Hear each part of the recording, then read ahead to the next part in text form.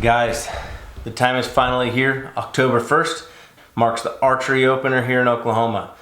Studying one of my favorite things today, and that's weather. I want to talk a little bit about precipitation, fronts, pressure. I'm going to show you 2 free websites and a free app that you can use from your phone or anywhere you want that I think can make the difference in your tagging of your next deer or elk. So stick around till the end of the video. I'm going to show you how you can win a free Decisive shirt, and let's get right into it.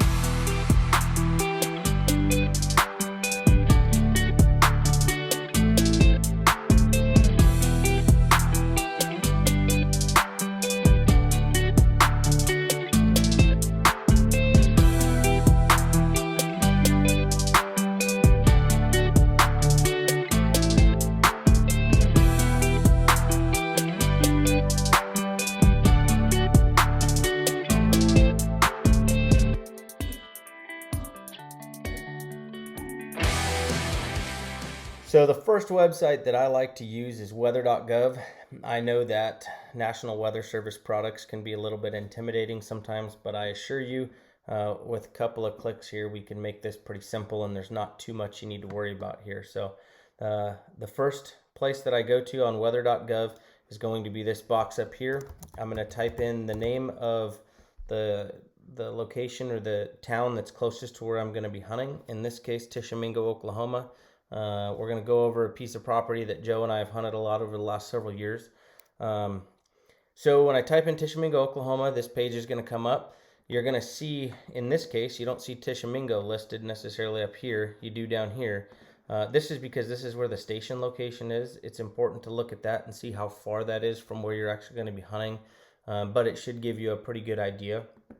So this weekend, Saturday, Sunday, is when the archery opener for deer here in Oklahoma is. So the first thing I'm going to do is I'm going to look at the detailed forecast. I'm going to see the highs and the lows, and then I can kind of read the text of it here and find out if there's anything right off the bat that might stand out to me. You're going to see Oklahoma this week. There's not a whole lot of weather to worry about. It's pretty calm, pretty nice weather, not much going on. But if there was any other thing where it's talked about chance of rain in the afternoon, that kind of thing would come up here. Most important product on this, where I go from here, I scroll down here to where it says hourly weather forecast. This image right here you can click on and this page will come up. It allows you to select what weather elements you'd like to see on the chart. I usually leave it kind of in its standard format, but the area I want to draw your attention to is this area right here. We all know how important wind is when we're hunting, and this is the wind chart. So what we can see is that it gives the date here. The gray area is when it's dark. Sunrise is where the line between the gray and the white is. So you can kind of use that. So I'm going to be hunting on Saturday. So this would be midnight, 1 in the morning, 2 in the morning, so on and so forth.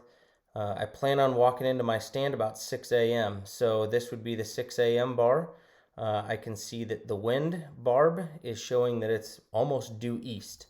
Right at sunrise, it might be a little bit out of the northeast, but it pretty much stays that first couple hours of the day out of the east, and then it shifts a little bit to the southeast as the morning progresses here the next few hours. Because I'm kind of on the edge of a chart of the day here, I need to click on forward 2 days, and I can see that as the afternoon progresses into the evening, the wind becomes out of the northeast, and it's going to be in my face from that direction as the evening comes down. These numbers here correspond to the speed of the wind in miles per hour, so 6, 3, 2, so on and so forth. Going into Sunday, I can see the wind's a little different for Sunday. Right at sunrise here, I've got, and 6 a.m., I've got a wind, that same wind roughly out of the northeast, but as the morning progresses, it becomes more due east, and then starts to pick up a little bit. I really like this because if there is going to be a major wind change or an increase in wind speed, you can see when they're forecasting the exact hour for that to occur. I've used this a lot in the stand to where I know kind of when I'm going to get up from a stand and move maybe. If I'm getting out of the stand in an afternoon, I may get out a little bit early or stay a little bit late, depending on what the wind condition's doing that day. There's a lot of other features to this. You can see sky cover and a lot of different things. I actually pulled up Denver just because they've actually got a little bit of weather going on there to illustrate what some of this other stuff looks like. But you can see down here on the precipitation, you can see that they're forecasting on Sunday at about noon, 11:30 or noon, for that to be when the highest chances of rain start. So you can see a little bit better when they're forecasting that. When they talk about the winds up here, you can see that the wind is 9, gusting to 15 or so.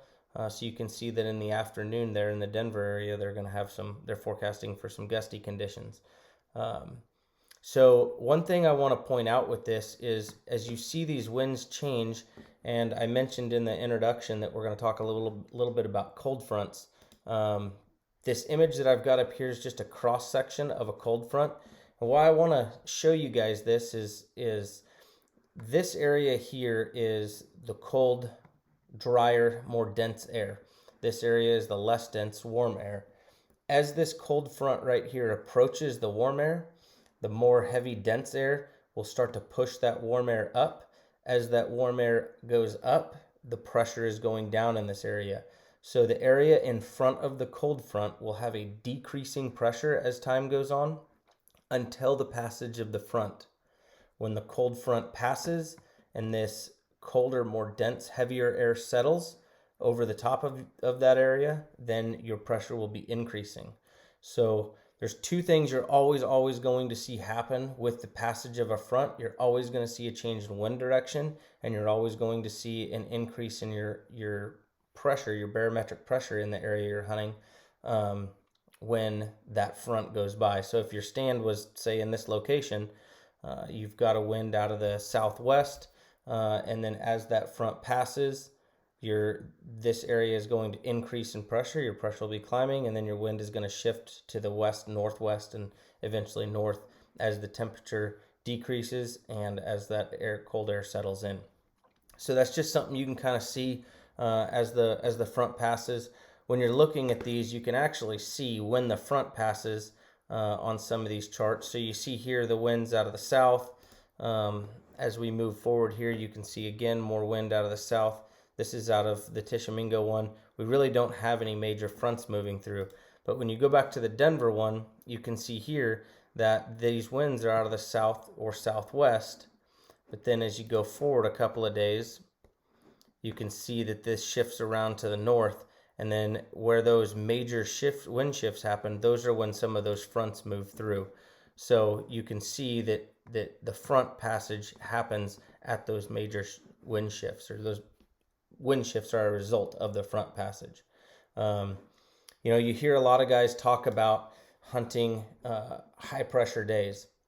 So this is the website that I use to kind of determine when that's going to be. So Weather Underground, if you type in your location up here, it'll pop up. So again, Tishomingo is where I selected.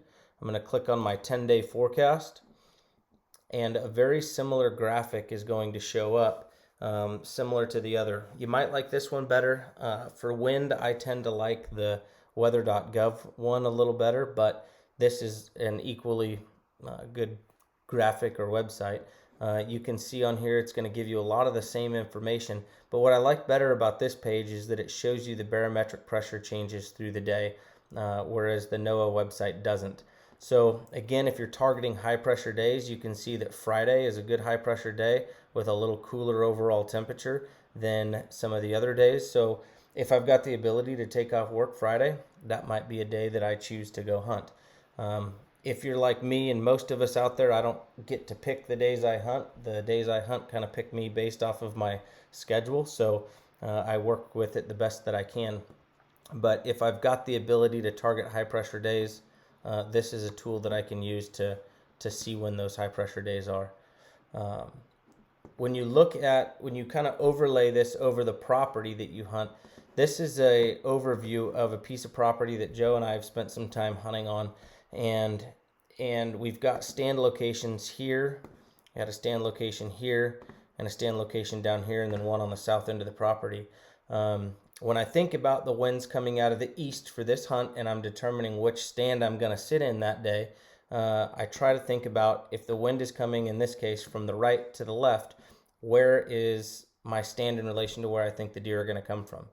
This particular stand here, with the wind coming from out of the east, blowing this direction, I know that we tended to have a lot of deer come out of this and then move through here and cross this area, and that's where we were hoping to get our shot. This stand might not be the best choice because I'm going to have the wind at my back looking right where I'm trying to hunt. So I'm pretty much marking that stand off of my list for that day. This stand over here might be a little better option because I know that I'm hoping that these animals follow this creek up and they're coming from the south to the north. We had a lot cross in this area here, so I know that I won't have the wind in my face. However, my only access to that stand is hiking in from this direction, so I've got the wind at my back the entire time I'm walking in. I just have to decide whether or not I think that I can get in there and still be successful. Another stand location we had was in this area here, and we tended to have a lot of deer move through this area. Again, kind of similar to the other one, we've got the creek here, and we would have the deer move this direction. So this stand is intriguing to me for this weekend because I know that I can walk down here and come into the stand and have the wind at my face for the majority of the walk in, and I can get in this stand and I'm looking this direction and trying to catch those animals moving through here. So I've got the wind in my face the entire time, and I think that the way the current forecast looks for this weekend, this would probably be my stand of choice if I was going to hunt this piece of property. We no longer hunt this piece, but I think that given the forecast, that's where I would sit for this particular weekend of the archery opener. All right, guys, so the app that I use, the free app I was talking about, is called My Radar. So I've already downloaded that. That's what the icon looks like. What I would do is I download that app, I select the app. From the app, there's a lot of different things you can do. I've already got it kind of zoomed in on the piece of property that we've been previously talking about. What you can do is you can go to the filters here and you can select everything that you want this to show. You can select it to show fronts, which I like to have, and then winds. So those are the primary two features that I'm going to put on here. So once I've selected those, I've zoomed in on my area and located it. What I'm going to do is, this is as far as it zooms in. It doesn't zoom in as far as I would like. However, what I'm doing here is I'm looking at the overall image. I know that the stand that I've chosen is this one here. And what you can see, and it's going to be difficult to see on the camera here, is that there are some small little purple lines that represent the wind, and it shows that the wind in this case right now currently is moving from the southeast, and it's moving to the northwest. So as I look at that, I can get a real-time shot of what the current winds are doing, and then as the day goes on, I should be able to see that shift. So I can see it on here with my view. I know it's probably difficult to see with the camera there, but one thing that you can do to help clean that up is you go here, and then I'm going to take it off of aerial and just put gray. And then what that does is that shows all of those small purple lines, and then you can see those as they move across. So if that'll focus a little bit there, you can see those lines move across to show the current wind direction and movement. So there's not much happening right now, but if you zoom out, and we currently have a hurricane going on in Florida, you can see here that the radar image has loaded, and you can really see how those winds are moving around the hurricane and in real time, and see how that's moving. So you can see the radar picture. If you've got weather or precipitation moving in your area, you can see that and see how the winds are moving in. So what I like about this is, if you're hunting in an area where you've got the precipitation moving in, you can see what winds are coming with it and the direction that they're coming from, so that you can see as that area approaches you what you can anticipate for the wind doing when it gets there. Obviously a bit of an extreme example, but it gives you a general idea of what I'm looking for when I pull this image up. So having the fronts on there helps you see where those are in relation to your current position and what things are currently looking like. So if I'm hunting in this area of Colorado, I can see kind of when that precipitation's moving over. Takes a little bit to load. There's a lot of information that this app gives you, but it's a free app. So it gives you a lot of good information for no cost. All right, guys, hope you found that helpful. 3 totally free resources that I use before every hunt. Weather Underground, Weather.gov, and My Radar. I firmly believe that if you spend a little bit of time using these resources and learning about winds, fronts, pressure, you will be more successful harvesting deer and elk. So we told you we were gonna give away a free shirt. It looked like this. All you gotta do, post a comment below, tell us a weather story, ask a question, anything you want. Put it in the comments below. I'm gonna also post these websites below so you guys have easy access to them. We're gonna pick one of those comments or questions and we're gonna send you a free shirt. Today I'm gonna cover in your pursuit of your next deer or elk. That's stupid. Oh my gosh.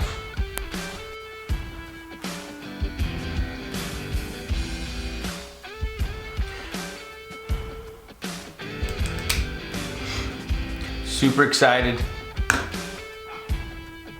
to show you how you can win one of these free decisive shirts that Joe and I just put together, and think it'll help you out. I suck at this. I strongly believe can make the difference in